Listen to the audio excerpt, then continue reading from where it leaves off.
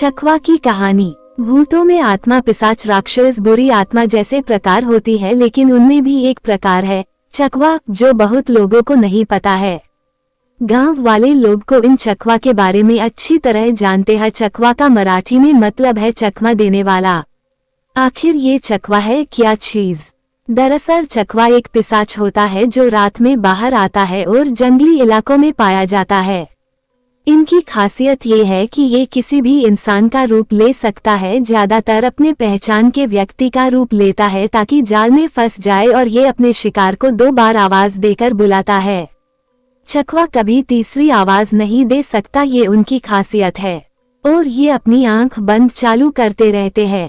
ये पिशाच जाल में फंसे इंसान को जंगल में ले जाकर मार देता है। चलिए शुभम की कहानी सुनते हैं, जिसका सामना चकवा से हुआ था। हेलो, मेरा नाम शुभम है। मैं एक छोटे शहर में रहता हूँ। मुझे याद है 12th की एग्जाम अभी खत्म ही हुई थी। एग्जाम के बाद 1-2 महीनों की लंबी छुट्टियां थी, इसलिए हर साल के मुताबिक मैं इस साल भी अपने मामा के गांव छुट्टियां बिताने जाने वाला था। मामा का गांव अंचेवाड़ी घने जंगल में था। ये गांव छोटा है और पहाड़ी इलाके के बीचों बीच है। गांव छोटा है इसलिए इस गांव से एक ही बस जाती है। जब मैं गांव पहुंचा तब काफी खुश था। शहर से काफी दूर, न कोई गाड़ियों का शोर न ही प्रदूषण। बस से उतरते ही मामा मुझे लेने के लिए खड़े ही थे। मैं गांव आया इसलिए मामा भी बहुत खुश थे। हमारे मामा के पास बहुत खेती है और गांव में उनकी बहुत इज्जत थी। जब मैं घर पहुंचा तब शाम हो चुकी थी।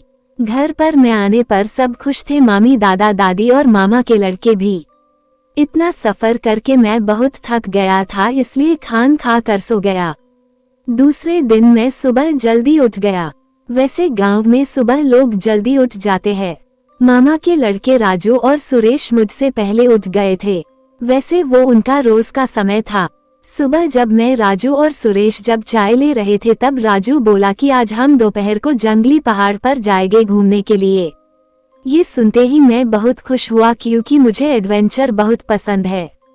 हमें ये प्लान मामी को बताया। मामी ने इजाजत दे दी। हमारा प्लान शाम को आने का था, इसलिए मामी ने हमें तीनों को टिफिन दे दिया।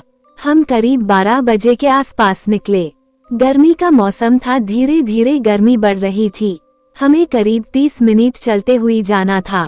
हम गांव से बाहर निकले, फिर खेतों से होते हुए हम जंगल की तरफ पहुंच गए। थोड़ी जंगल के बाद बड़ी पहाड़ी थी। हम पहाड़ चढ़े। ऊपर पहुंचते ही हमने हमारा टिफिन खाया। काफी मजा आया। ऊपर से नजारा काफी अच्छा था।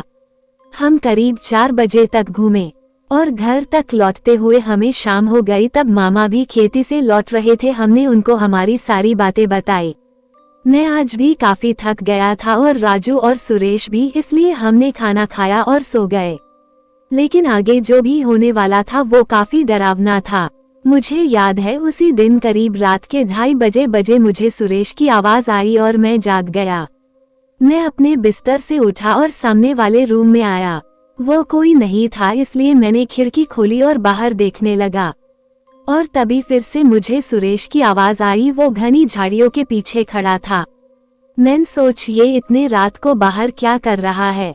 मैंने लाइट जले और दरवाजा खोलकर बाहर गया, लेकिन मैंने जो देखा वो काफी डराने करने वाला था। वो सुरेश तो था, लेकिन लग नहीं रहा था। वो अपनी आंखें बंद चालू कर हर था। मैंने कहा, अरे सुरेश, तुम इतनी रात बाहर क्या कर रहे हैं? वो बोला कि शुभम, मेरा मोबाइल फोन पहाड़ी पर रह गया है, चलो जाते हैं लेन को। मैं गुस्से से बोला, तुम्हें समय पता है क्या हुआ है? ये कहते हुए मेरी नजर उसके पैरों की तरफ गई। दोस्तों, जो मैंने देखा उससे मैं करीब बेहोश होने वाला था। उसके पैर उल्टे थे। ये देखकर मैं जोर से चिल्लाया। जैसे ही मैं चिल्लाया, घर वाले सब उठ गए, मामा, मामी सब। मैं अचानक जमीन पर गिर गया और वो डरावना सुरेश वह से गायब हो गया। मुझे मामा ने उठाया। तब वो सुरेश और रमेश दोनों खड़े थे।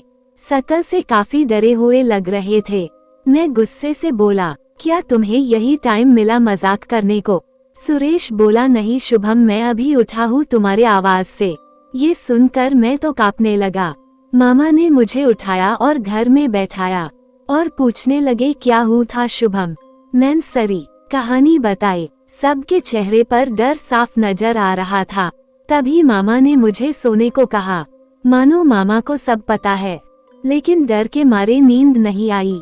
सुबह जब मैं उठा तब मामा घर पर ही थे, आज वो खेती में नहीं गए।